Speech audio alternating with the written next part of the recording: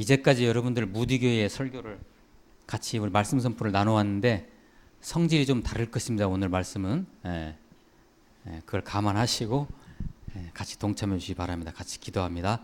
하나님 말씀하여 주옵소서. 하나님의 영광, 삼위 하나님의 영광이 오늘도 말씀 선포 중에 임하게 하옵소서. 임하시옵소서. 예수 그리스도의 이름으로 기도하옵나이다. 아멘. 오늘 말씀은 이렇게 한번 시작해 봅니다. 요사이 우리나라의 주변 국가들, 나라 지도자들 한번 하나씩 한번 얘기를 해볼까요?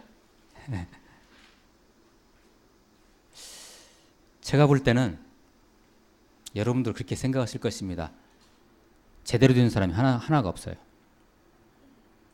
우리 주변국 리더들이 가령 김정은이, 제가 더 이상 얘기 안 할게요. 제대로 됐습니까? 푸틴이요, 푸틴. 이 푸틴이라는 사람은 자기의 정적들을 암살하는 지도자입니다. 이 사람은. 시진핑, 그나마 성적 괜찮은 사람이 이 사람입니다. 시진핑 중국 주석이죠. 그러나 이 사람이 장기 집권, 장기 그 모택통이처럼 장기 집권을 하기 위한 모든 수순을 다 밟았습니다. 중국이 민주화를 역행하고 있는 것이죠. 트럼프는 어때요? 여러분 이때는 웃으셔야죠. 제대로 된 지도자입니까? 아베는요? 누군가가 그런 말을 했습니다. 말세 지말, 지금이 말세 지말이죠. 말세 지말이 가까울수록 각각의 국가의 지도자들은 다 덜 떨어지고 모자란 사람들이 하게 될 것이다. 그렇게 누가 예언을 했어요. 갈수록 이 정치 지도자들은 다 이상한 사람들이 나오게 돼 있습니다. 그게 성경적인 것입니다. 그것이. 이상하죠? 왜 이렇게 모자란 사람들이 우리 주변국의 리더를 하고 있는지. 그리고 이번에는 우리 대통령을 한번 보죠. 여러분 자신이 판단하세요. 어떻습니까? 나름대로 판단이 있으시겠죠. 자, 그러나 분명한 것은 지금이 우리 대한민국이 제대로 이제까지 5,000년을 걸어오면서 이제 제대로 기틀을 잡고 세계 최강 국가로 되면서 동시에 세계 사람들을 복음으로 섬길 수 있는 나라가 되는 절호의 기회가 왔습니다. 지금이. 절호의 기회가 왔어요. 그게 여러분 보이셔야 됩니다. 그것을 영적으로 볼 수 있는 게 그리스도인입니다.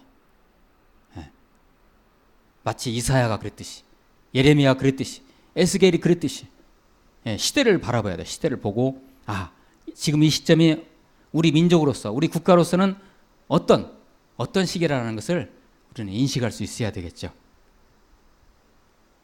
자, 이쯤 하고요. 오늘 주신 말씀을 같이 한번 보도록 하겠습니다.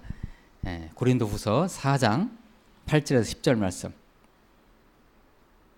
제가 읽겠습니다. 우리가 사방으로 우겨쌈을 당하여도 쌓이지 아니하며 답답한 일을 당하여도 낙심하지 아니하며. 우리 이야기하고 있죠. 지금 우리나라 이야기하고 있는 것입니다. 이 말씀이 지금. 그리고 이 개인적인 말씀으로 여러분 받으시기 바랍니다. 박해를 받아도 버림받지 아니하며 거꾸러뜨림을 당하여도 망하지 아니하고. 우리가 항상 예수의 죽음을 몸에 짊어짐은 예수의 생명이 또한 우리 몸에 나타나게 하려 함이라. 아멘. 이 말씀을 어떻게 받아들이십니까? 여러분 개인적으로도 받아들이시기 바랍니다. 나라가 힘드니 개인의 삶도 다 힘듭니다. 다 힘들어요. 특히 지금 이 상황 어때요?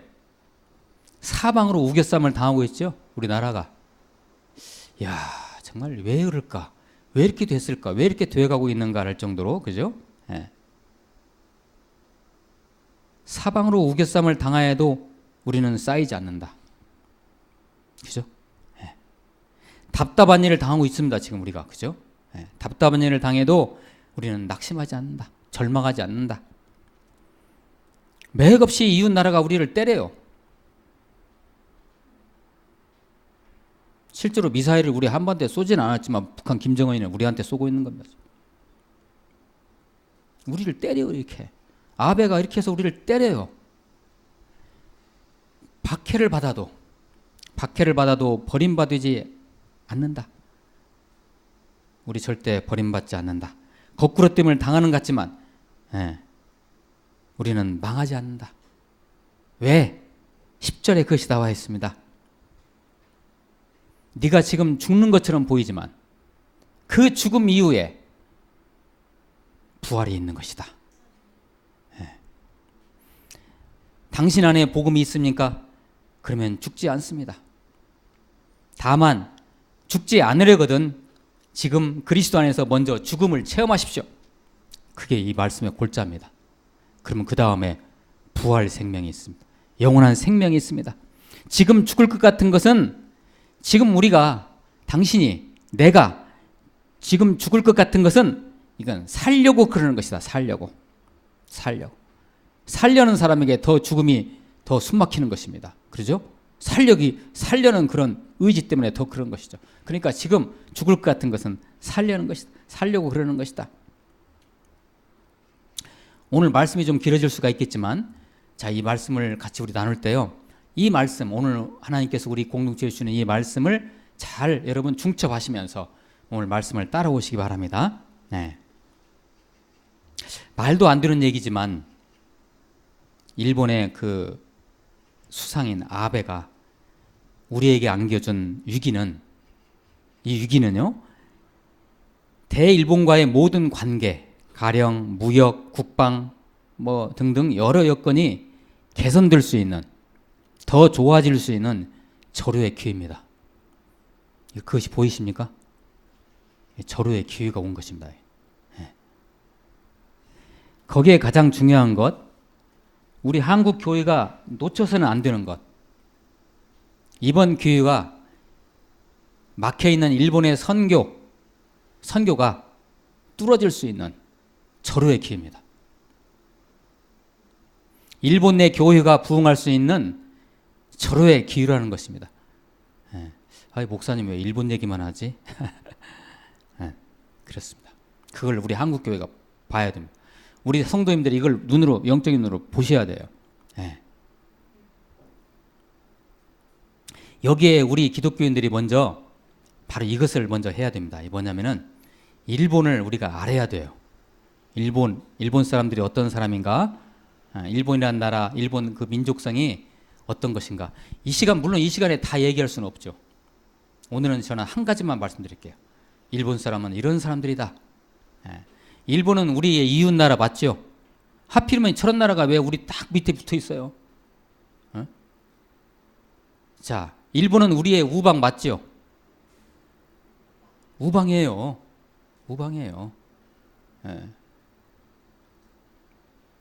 자, 일본은 가령 이런 나라입니다. 제가 우찌무라 간조라는 아시죠? 저기에 써 있는 I for the Korea, Korea for the world 저 말을 만든 사람이 바로 우찌무라 간조예요. I for Japan, Japan for the world, world for the glory of God 이런 식으로 Jesus 이렇게 만든 분이 우찌무라 간조예요. 19세기 중반, 20세기 초반까지 그 새카만 어둠의 땅 일본을 복음으로 무교의주의를 주장하시면서 복음으로 제자를 양육하고 일본의 부흥을 위해서 일하신 분이 바로 우찌무라 간조입니다. 우찌무라 간조라는 이 선생 제가 참 존경하는 분인데 이 우찌무라 간조의 회심기라는 책이 있습니다. 거기에 이렇게 쓰여 있어요. 잘 한번 들어보세요. 나의 가족은 무사 계급에 속했고 사무라이, 그죠? 칼제비들 무사 계급에 속했고 따라서 난 우찌무라 간조를 말해요. 난 싸울 운명 즉 사는 게 싸우는 것이라는 운명을 타고났다. 친할아버지는 모든 면에서 군인이셨다. 육중한 갑옷, 대나무 활과 꿩의 깃털로 만든 화살, 그리고 23kg짜리 화승총으로 치장했을 때만큼 행복해 하신 적이 없었다. 할아버지는 이 땅이 평화로운 것을 슬퍼하셨다. 자신의 생업을 실천하지 못한 것을 회한으로 품고 돌아가셨다. 이러한 기질이요.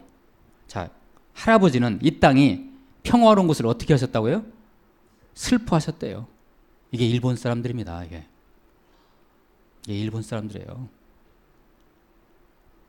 지금도 칼은 안 차고 있지만 진짜 마음에 칼을 차고 언제라도 빼가지고 한반도를 그냥 휘어 갈기고 이웃 나라들을 침범할 수 있는 그런 준비가 된 나라가 일본입니다. 그 사람들의 기질 안에 그것이 들어있는 거죠. DNA 속에 다 들어있어요. 아베라는 사람은 메이지 시대, 여러분 명치 유신 아시죠? 일본이 개화, 이 무사 시대를 갖다가 종집을 짓고 그들의 세력을 종집을 시켜버리고 이제 새로운 미국으로부터 특히 온 문물을 받아들이고 우리가 부흥하자. 일본이 그게 명치 유신입니다. 그게 바로 메이지 유신. 19세기 중반에 불었던 그 메이지 유신. 이 메이지 유신의 영광으로 다시 회귀하고자 지금 발버둥 치는 게 바로 아베입니다. 다시 그 시대로 돌아가자는 거죠. 근데 여러분 역사에서 배우셨지만 메이지 시대가 출발해가지고 결과적으로 뭐를 낳습니까? 일본을 어떻게 인도했어요? 메이지 유신이 전쟁의 광으로 몰아갔죠. 그래서 2차 세계대전을 일으켰고 더 나아가서는 이 지구상에 최초로 그것이 마지막이 되기를 원하지만 최초로 원폭 피해를 받은 그런 나라가 됐어요. 그것을 만든 그 일본을 그렇게 만든 것이 뭐냐? 메이지 유신입니다. 결국 메이지 유신. 이 천황이라는 우상, 신이에요. 그게 신. 그들에게는 천황이 신이에요. 이 천황이라는 우상신과 일본의 셀 수도 없는 귀신을 등에 업고 죽음을 향해 가고 있습니다. 지금 그 아베라는 사람의 유전자 속에는 오직 뭐만 있냐? 전쟁 그리고 정복, 이것만 있습니다. 메이지 시대의 영광을 다시 재현하고자 하는 거예요. 자, 메이지 시대의 영광을 재현하게 되면 나중에 어떻게 돼요? 결국 그 나라는 그렇게 됩니다. 또 그걸 모르는 거예요. 지금 그걸 모르는 거예요. 이 아베라는 이 사람의 그 할아버지는 괜찮은 분입니다. 그리고 이 사람의 아버지도 괜찮아요. 일본이 그 전범 국가로서 그 사과하는 마음을 가지고 다 굵직한 다 정치 지도자였거든요. 할아버지나 아버지도 아베네. 그런데 누가 문제냐? 이 아베의 외할아버지가 문제입니다. 이 사람.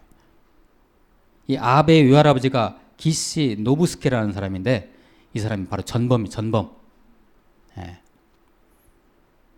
여러분 그 일본의 731 부대 아시죠? 731 부대, 만주에서 있었던 731 부대. 뭔 부대입니까? 이게? 인간을 갖다가 생체 실험해가지고,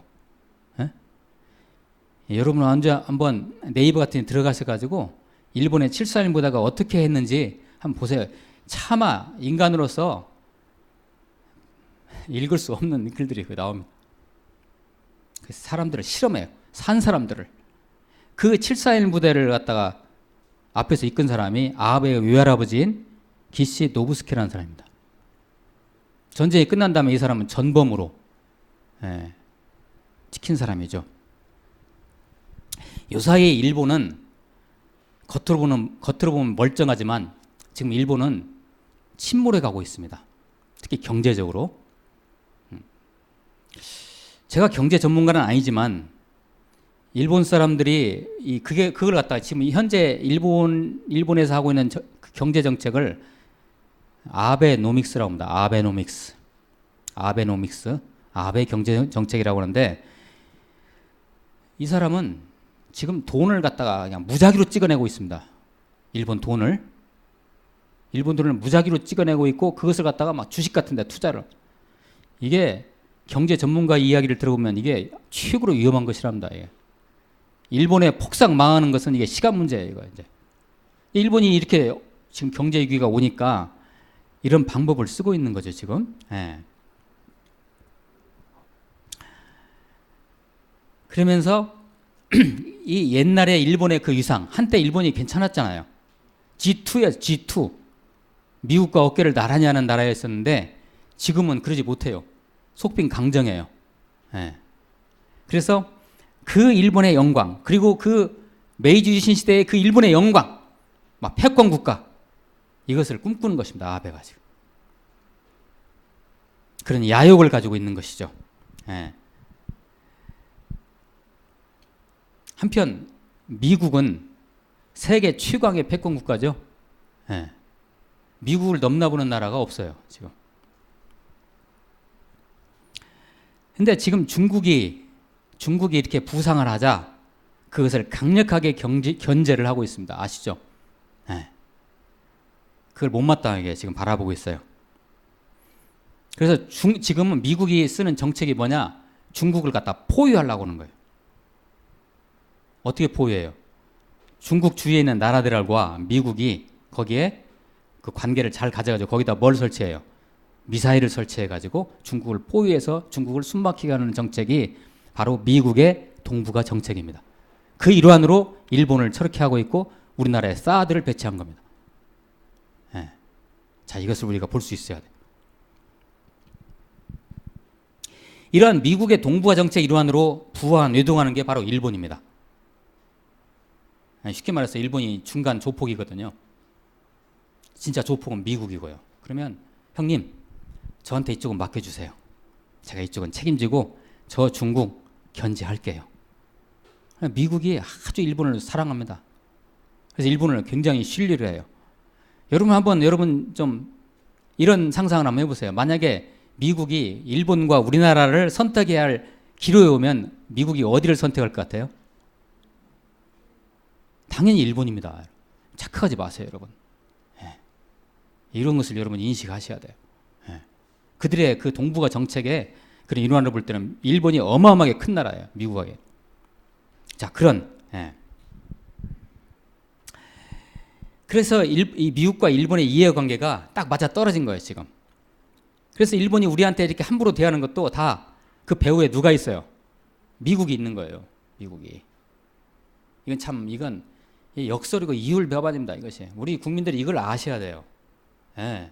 미국이 있어요, 그 배후에. 예. 미국의 강력한 지원을 얻고 저렇게 교만하게 까불고 있는 것입니다. 자, 이쯤 되면 여러분 미국이 우리의 우방입니까?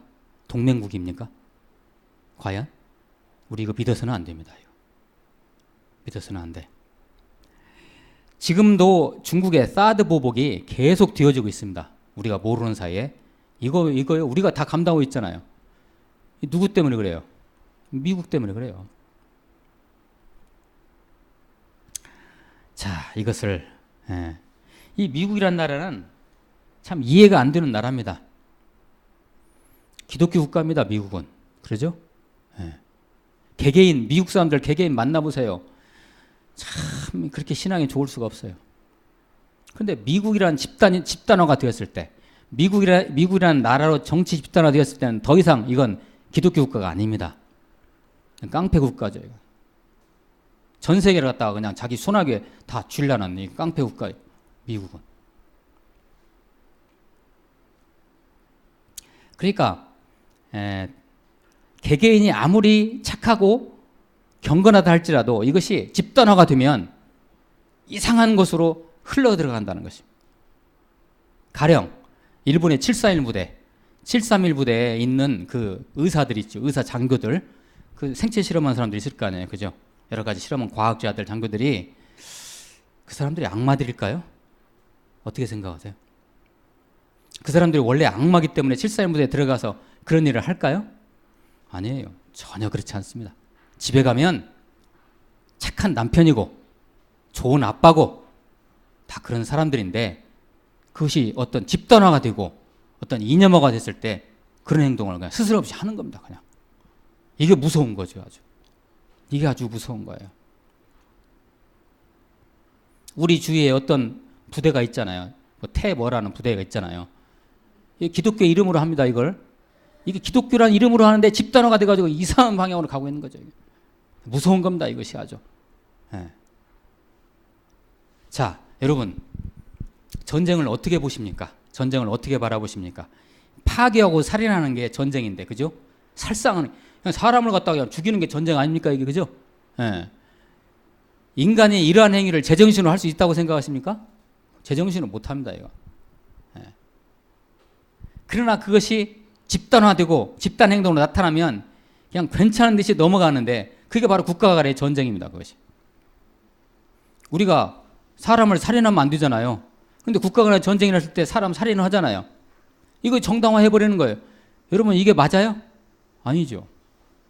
어떤 종교 집단의 어떤 분들은 양심을 가지고 병역을 거부하는데 저는 그거요 공감합니다. 저는 솔직히 그게 맞습니다. 하나님의 양심으로 그게 맞아요. 네. 그래서 이렇게 집단화가 되면은 기독교 뭐고 복음이고 필요 없습니다. 양심도 뭐고 그냥 다 날아가요. 우리 대한민국의 그리스도인들은 이것을 바로 경계해야 됩니다. 이것을. 대체적으로 국가 간의 전쟁은 우상 숭배하는 자들, 좀 심하게 얘기하면 귀신에 잡혀있는 자들 간의 싸움입니다. 이것이. 귀신에 잡히지 않고 어떻게 그렇게 싸웁니까?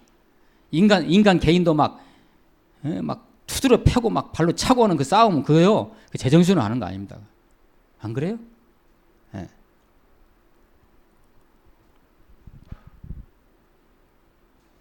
일본은 천황을 비롯한 수백만 개의 우상을 섬기는 나라입니다. 귀신을 섬기는 나라죠. 2차 세계대전 때 우리가 알고 있었던 가미가제 특공대라고 아시죠? 그게 제정신으로 할 수 있는 것입니까?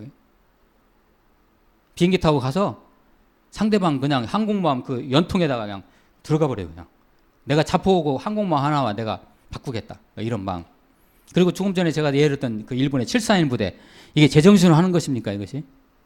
예? 741 부대에서 했던 그 실험 중에 하나 제가 떠오르는 것이 하나 있는데 시간이 없지만 제가 하나 소개해드리고 넘어갈게요. 이런 실험도 했다고 합니다. 741 부대에서는. 모성 실험. 모성이 어디까지 작동하는지. 가령 멀쩡한 엄마와 아기를 실험실에 이제 들여보내줘요. 그래가지고 그 실험실 방에다 그냥 엄청난 열을 가해요.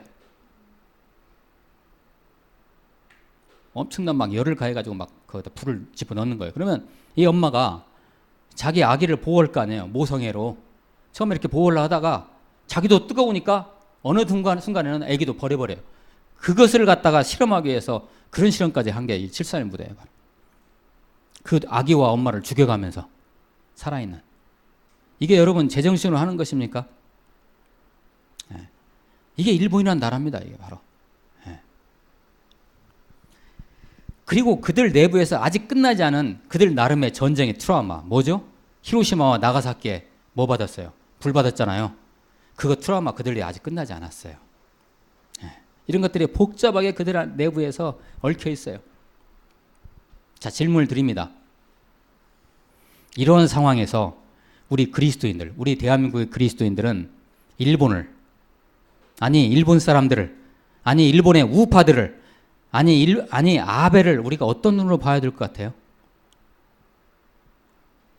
네, 여기에 반전이 있습니다. 여러분 불쌍히 여겨야 됩니다. 말도 안 되지요. 지금 아베 이왕 가서 뺨싸대기 한 대 때려도 속 시원하지 않은데 그들을 불쌍히 여기라고요? 아, 그렇게 해야 됩니다. 네. 아베가 우리에게 경제적으로 저렇게 선언을 한 것은 이것은 선전포고입니다. 이거. 새로운 전쟁이죠. 전쟁의 어둠의 그 귀신이 스멀스멀 지금 일본과 특히 아베 그 마음속에 삐집고 들어간 것입니다. 우리 대한민국이 이것을 섣불리 해결하고 나면 우리는 거기에 대한 대가를 치를 것입니다. 네. 아주 신중하게. 그리고 또 한 가지 이런 것을 한번 생각해 봅니다. 마귀들은, 어둠의 권세들은 우리 한국과 우리 대한민국과 일본의 사이가 좋아지는 것을 굉장히 싫어합니다. 마귀들은 그 일본 땅 위에 복음이 들어가니까 한국하고 친해지면, 그러죠? 우리 한국 사람들은 이게 참 얼마나 참 대단해요. 복음 수출하는 국가 아닙니까 우리가. 근데 지금 일본은 막혀 있어요. 지금 우리 한국 사람들이 막 들어가서 복음을 전하는데 막혀 있어요. 우리가 일본하고 사이가 좋으면 복음이 그 나라에 쑥 들어가는 것을 어둠의 권세들은 허용하지 않습니다. 우리 교회가 후원하는 문일회 목사님이 거기에 가 계시죠? 후쿠오카? 그렇죠? 쉽지는 않을 것입니다. 아주 애쓰고 계시는데 그것을 지금 방해하는 것입니다. 영적으로 우리가 이것을 봐야 됩니다. 이러한 위기, 일본과 우리와의 그냥 정치적인 외교적인 위기 같지만 이러한 위기, 이 위기라는 게 뭐예요? 위험한 기회죠. 위험한 기회예요. 이게 기회가 온 것입니다. 이게. 이 위험한 기회를 우리 한국교회가 잘 극복하고 잘 이해하면서 극복한다면 일본 선교의 아주 큰 성과를 우리는 이번에 거둘 수 있는 것입니다. 그러므로 우리 대한민국 국민들은 혹은 우리 대한민국의 그리스도인들은 절대로 이런 상황 속에서 일본과 일본 사람들을 미워하면 안 됩니다. 이렇게 되면 싸움에서 지는 것입니다.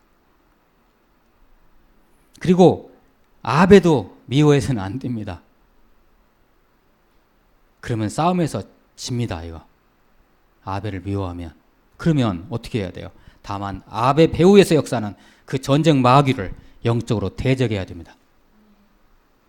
이것이 키입니다. 바로. 이거 누가 해야 돼요? 우리 한국교회가 해야 됩니다. 정치는 정치하는 사람들에게 맡기십시다. 우리가 한국교회가 이거 해야 돼요. 영적 전쟁은 그들은 모르잖아요. 우리 문 대통령은 아마 모를 거예요. 우리들이 해줘야 돼요. 우리들이. 한국의 그리스도인들이. 자, 제가 준비한 말씀 한번 꺼내주세요. 연속해서 같이 읽어봐요. 악을 악으로 돼 있죠? 거기 같이 있습니다. 시작. 악을 악으로 욕을 욕으로 갚지 말고 도리어 복을 빌라. 이를 위하여 너희가 부르심을 받았으니 이는 복을 이어받게 하려 하심이라. 아멘. 베드로전서 3장 9절 말씀이죠. 설명 안 해도 되겠죠, 이 말씀? 그 다음 말씀이요. 시작. 삼가 누가 누구에든지 악으로 악을 갚지 말게 하고 서로 대하든지 모든 사람을 대하든지 항상 선을 따르라. 하나 더 로마서 말씀입니다. 시작. 내 원수가 줄이거든 먹이고 목마르거든 마시게 하라. 그리함으로 내가 숯불을 그 머리에 쌓아 놓으리라. 악에게 지지 말고 선으로 악을 이기라. 하나님 말씀입니다. 네 원수가, 지금 우리 이 나라가 그 나라가 원수 아닙니까 지금? 그 원수에 대해서 이렇게 하라고 성경은 우리에게 교훈하십니다. 우리 한국 교회는, 우리 그리스도인들은 이것을 놓고 처절하게 잘 싸우시면서 기도하시고, 우리가 할 수 있는 것, 저 일본이라는 나라를 위해서 우리가 무엇을 할 것인가를 지금 고민할 때입니다. 지금 대한민국이 일본을 그 백색 국가에서 우리도 제외했잖아요. 일본을. 그렇죠? 그리고 국민들은 지금 뭐 하고 있어요? 자발적으로 지금 불매운동을 하고 있잖아요. 이것은요, 그 아베에게 당신이 지금 크게 잘못하고 있음을 보여주는 것이죠. 그죠? 당신이 지금 잘못하고 있다는 것을 보여주는 것이죠. 그러면 지금 하고 있는 이 행동이 잘하는 것이냐 못하는 것이냐를 떠나 분명한 것은 그러한 것을 인지시켜 주는 건 중요합니다. 당신이 지금 잘못하고 있어라는 것을 보여주는 건 중요해요. 지금. 지소미아 문제도 며칠 있으면 남아있는데 이것을 폐기하느냐 마느냐. 어쨌든 여러분 기도해 주시기 바랍니다. 자, 이제 말씀을 마무리한 쪽으로 갑니다. 우리 대한민국은 중장기적으로는 강력한 국방력을 가져야 됩니다. 여러분 돈 많이 버십시오. 돈 많이 버셔가지고 세금 많이 내세요. 그거 우리 예산의 반대로 국방부로 할지라도 우리는 국방력을 갖춰야 됩니다. 이거 아주 중요합니다. 이거. 예. 아주 중요해요. 국방력 갖춰야 돼요. 예.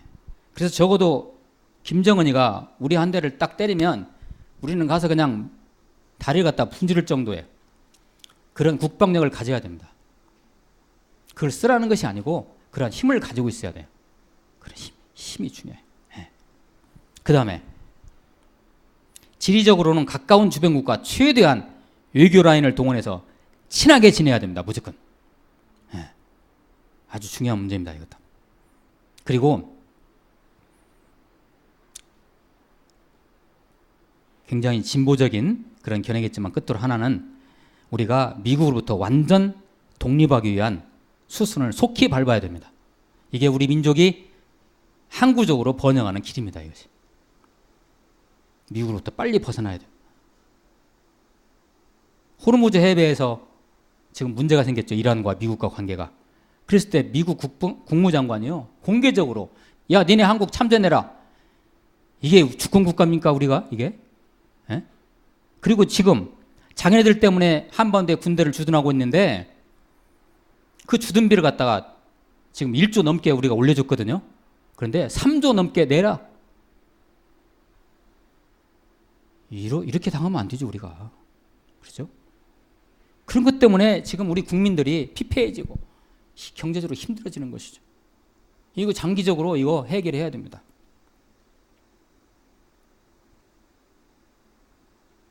여러분 제가 지금 선포하고 있는 이 이야기를 여러분들이 잘 이렇게 영적으로 새기셔서 들으시기를 축복합니다. 야 우리 목사님 이거 좌빨이네 그렇게 생각지 마시고요. 예. 이 우리 민족이 복음을 가진 우린 대한민국이 영원히 사는 길이에요. 그 길을 제가 여러분과 지금 같이 나누고 있는 겁니다. 예. 다시 오늘 말씀으로 돌아옵니다. 고린도후서 4장 8절 10절 같이 한번 읽어봅니다. 한 목소리로 시작.